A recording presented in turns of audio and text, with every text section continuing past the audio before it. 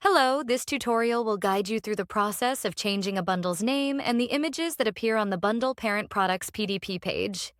Take this image as an example. We'll demonstrate using Test Bundle 3.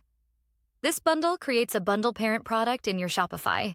If you scroll down to the bottom right, you'll find an option labeled Bundle Product. Here you'll see the bundle product that's been created. You'll need to select Edit Bundle Product. This will open up in your Shopify product admin.